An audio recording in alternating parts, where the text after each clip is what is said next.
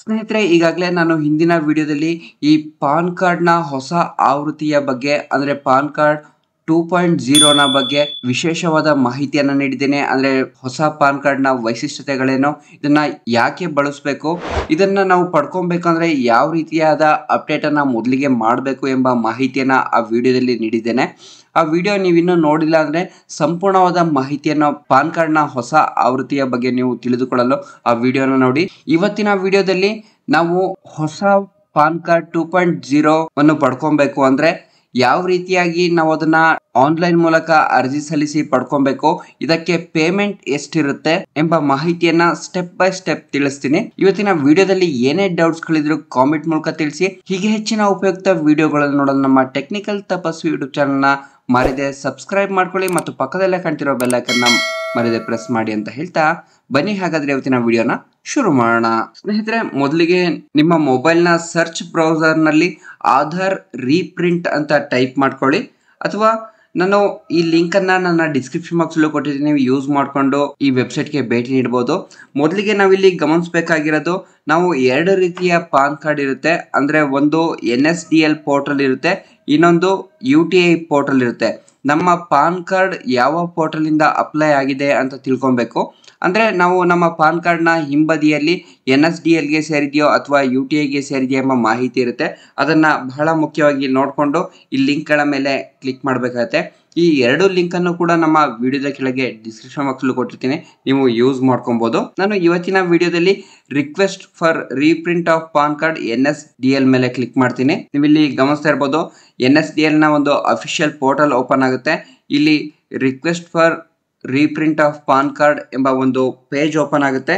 ಇಲ್ಲಿ ಬಹಳ ಮುಖ್ಯವಾಗಿ ನಾವಿಲ್ಲಿ ಗಮನಿಸ್ತಾ ಇರ್ಬೋದು, ಮೊದಲಿಗೆ ಇಲ್ಲಿ ನಮ್ಮ ಪಾನ್ ಕಾರ್ಡ್ ನ ಸಂಖ್ಯೆಯನ್ನ ಎಂಟರ್ ಮಾಡಬೇಕಾಗತ್ತೆ. ನಂತರ ನಮ್ಮ ಆಧಾರ್ ಕಾರ್ಡ್ ನ ಸಂಖ್ಯೆಯನ್ನ ಕೂಡ ಇಲ್ಲಿ ಎಂಟರ್ ಮಾಡಬೇಕಾಗತ್ತೆ. ನಂತರ ನಮ್ಮ ಡೇಟ್ ಆಫ್ ಬರ್ತ್ ಅನ್ನ ಕೂಡ ಇಲ್ಲಿ ಹಾಕ್ಬೇಕಾಗುತ್ತೆ. ನೀವು ಆ ಡೀಟೇಲ್ಸ್ ನ ಫಿಲ್ ಮಾಡಿದ ನಂತರ ಈ ಕೆಳಗೆ ಗಮನಿಸ್ತಿರ್ಬೋದು, ಒಂದು ಟರ್ಮ್ಸ್ ಅಂಡ್ ಕಂಡೀಷನ್ ಇದೆ. ಇದನ್ನ ನೀವು ಬಹಳ ಮುಖ್ಯವಾಗಿ ಓದ್ಕೊಬೇಕಾಗುತ್ತೆ. ಓದ್ಕೊಂಡ ನಂತರ ಇಲ್ಲೊಂದು ಖಾಲಿ ಬಾಕ್ಸ್ ಕಾಣುತ್ತೆ, ಈ ಖಾಲಿ ಬಾಕ್ಸ್ ಮೇಲೆ ಕ್ಲಿಕ್ ಮಾಡ್ಕೊಳ್ಳಿ. ನಂತರ ಹೀಗೆ ಸ್ಕ್ರಾಲ್ ಡೌನ್ ಮಾಡಿದ್ರೆ ಇಲ್ಲಿ ಒಂದು ಕ್ಯಾಪ್ಚರ್ ಇರುತ್ತೆ, I am not A robot ಅಂತ, ಇದರ ಮೇಲೆ ಕ್ಲಿಕ್ ಮಾಡಿ ನಂತರ ಸಬ್ಮಿಟ್ ಮೇಲೆ ಕ್ಲಿಕ್ ಮಾಡ್ಕೊಳ್ಳಿ.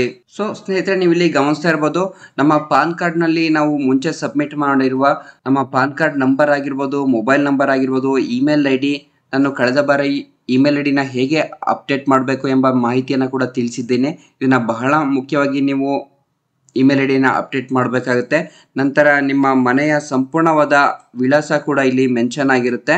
ಇದನ್ನ ಒಂದ್ಸರಿ ಸರಿ ಇದೆಯಾ ಅಂತ ನೋಡಿಕೊಂಡು, ಸರಿ ಇಲ್ಲ ಅಂದ್ರೆ ನೀವು ಇಲ್ಲಿ ಯಾವುದೇ ಕಾರಣಕ್ಕೂ ಕರೆಕ್ಷನ್ ಮಾಡೋಕ್ಕಾಗಲ್ಲ. ಕರೆಕ್ಷನ್ ಮಾಡೋ ವಿಧಾನ ಕೂಡ ಬೇರೆ ಇದೆ. ಇಷ್ಟನ್ನೆಲ್ಲ ಒಂದ್ಸಲಿ ಗಮನಿಸ್ಕೊಂಡು ನೀವು ಆಧಾರ್ ರೀಪ್ರಿಂಟ್ ಅನ್ನ ಪೋಸ್ಟಲ್ ಮೂಲಕ ಪಡೆಯಲು ನೀವು ಮೊದಲು OTP ಅನ್ನ ನಮೂದು ಮಾಡಬೇಕಾಗತ್ತೆ. ನೀವು ಇಲ್ಲಿ ಗಮನಿಸ್ತಿರ್ಬೋದು, ಇಲ್ಲಿ ನಮಗೆ 3 ಆಪ್ಷನ್ಗಳನ್ನ ಕೊಟ್ಟಿರೋ ಅಂಥದ್ದು.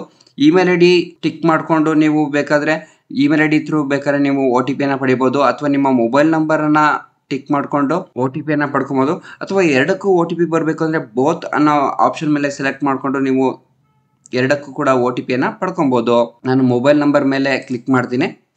ನಂತರ ಇಲ್ಲೊಂದು ಐ ಅಗ್ರಿ ಮೇಲೆ ಕ್ಲಿಕ್ ಮಾಡಿಕೊಂಡು ಜನರೇಟ್ OTP ಮೇಲೆ ಕ್ಲಿಕ್ ಮಾಡಿ. ಸ್ನೇಹಿತರೆ, ನೀವು ಲಿಂಕ್ ಮಾಡಿರುವ ಮೊಬೈಲ್ ನಂಬರ್ಗೆ ಒಂದು OTP ಬಂದಿರುತ್ತೆ, ಅದನ್ನ ಈ ಕೆಳಗೆ ನೀವು ಎಂಟರ್ ಮಾಡ್ಕೊಳ್ಳಿ.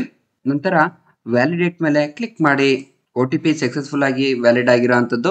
ಇದರ ನಂತರ ಬಹಳ ಮುಖ್ಯವಾಗಿ ನೀವು ಪಾನ್ ಕಾರ್ಡ್ ಅನ್ನ ಪಡೆದುಕೊಳ್ಳಲು ಪೇಮೆಂಟ್ ಅನ್ನ ಮಾಡಬೇಕಾಗುತ್ತೆ. ಹೀಗಾಗಿ ಎರಡು ವಿಧವಾದ ಪೇಮೆಂಟ್ ಆಪ್ಷನ್ ಅನ್ನ ಮಾಡೋಕೆ ಕೊಟ್ಟಿದ್ದಾರೆ. ಬಹಳ ಈಸಿ ವೇ ಆಗಿರುವ ಆನ್ಲೈನ್ ಪೇಮೆಂಟ್ ಥ್ರೂ ಮೇಲೆ ಕ್ಲಿಕ್ ಮಾಡ್ಕೊಳ್ಳಿ. ನಂತರ ನೀವಿಲ್ಲಿ ಗಮನಿಸ್ತಿರ್ಬೋದು, ಪೇಮೆಂಟ್ ಚಾರ್ಜಸ್ ಇನ್ಫಾರ್ಮೇಶನ್ ಅಂತ ಇದೆ.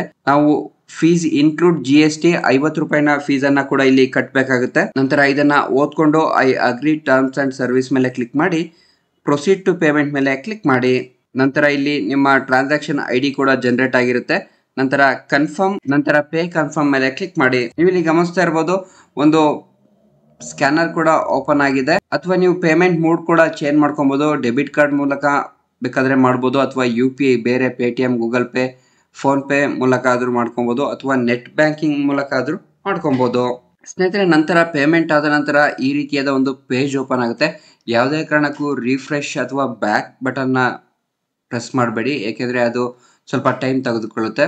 ಸೊ ಫ್ರೆಂಡ್ಸ್, ಇಲ್ಲಿ ನಾವು ಫೈನಲಿ ಗಮನಿಸ್ತಾ ಇರ್ಬೋದು, request for reprint of PAN card transaction payment successful ಆಗಿರೋಂಥದ್ದು. ನಂತರ ಕಂಟಿನ್ಯೂ ಮೇಲೆ ಕ್ಲಿಕ್ ಮಾಡಿ ನೀವು ಪೇಮೆಂಟ್ ಮಾಡಿರೋದಕ್ಕೆ ಒಂದು ಪೇಮೆಂಟ್ ರಿಸಿಪ್ಟ್ ಕೂಡ ಇಲ್ಲಿ ಡೌನ್ಲೋಡ್ ಮಾಡ್ಕೊಬಹುದು. ಇಲ್ಲಿ ಈ ರೀತಿಯಾದ ಒಂದು ಅಕ್ನಾಲಜ್ಮೆಂಟ್ ಕೂಡ ಓಪನ್ ಆಗಿರುತ್ತೆ. ಇದರಲ್ಲಿ ನೀವು ಪೇಮೆಂಟ್ ಮಾಡಿದಕ್ಕೆ ಪ್ರೂಫ್ ಕೂಡ ಇರುತ್ತೆ. ಇದನ್ನ ಬೇಕಾದ್ರೆ ನೀವು ಡೌನ್ಲೋಡ್ ಮಾಡಿ ಇಟ್ಕೊಬಹುದು ಅಥವಾ ಪ್ರಿಂಟ್ ಕೂಡ ಮಾಡಿ ಇಟ್ಕೊಬಹುದು. ಸೊ ಸ್ನೇಹಿತರೆ, ಇದಾಗಿತ್ತು ಹೇಗೆ ನಾವು ಹಳೆಯ ಪಾನ್ ಕಾರ್ಡ್ ಇಂದ ಹೊಸ ಪಾನ್ ಕಾರ್ಡ್ ಅನ್ನ ಹೇಗೆ ಪಡ್ಕೊಳ್ಳೋದು ಎಂಬ ಮಾಹಿತಿನ ಇವತ್ತಿನ ವಿಡಿಯೋದಲ್ಲಿ ತಿಳಿಸಿದ್ದೇನೆ. ಇವತ್ತಿನ ವಿಡಿಯೋದಲ್ಲಿ ಏನೇ ಡೌಟ್ಸ್ ಗಳಿದ್ರು ಕಾಮೆಂಟ್ ಮೂಲಕ ತಿಳಿಸಿ, ಅಥವಾ ನನ್ನ ಇನ್ಸ್ಟಾಗ್ರಾಮ್ ಲಿಂಕ್ ಅನ್ನು ಕೂಡ ಡಿಸ್ಕ್ರಿಪ್ಷನ್ ಬಾಕ್ಸ್ ಅಲ್ಲಿ ಕೊಟ್ಟಿದ್ದೀನಿ, ನೀವು ಯೂಸ್ ಮಾಡಿಕೊಂಡು ನನ್ನ ಕ್ವಶನ್ಸ್ ಗಳನ್ನ ಕೇಳಬಹುದು. ಹೀಗೆ ಹೆಚ್ಚಿನ ಉಪಯುಕ್ತ ವಿಡಿಯೋಗಳನ್ನು ನೋಡೋದು ನಮ್ಮ ಟೆಕ್ನಿಕಲ್ ತಪಸ್ ಯೂಟ್ಯೂಬ್ ಚಾನೆಲ್ ಮರೆಯದೆ ಸಬ್ಸ್ಕ್ರೈಬ್ ಮಾಡ್ಕೊಳ್ಳಿ. ಮುಂದಿನ ವಿಡಿಯೋದಲ್ಲಿ ಸಿಗೋಣ. ನಮಸ್ಕಾರ.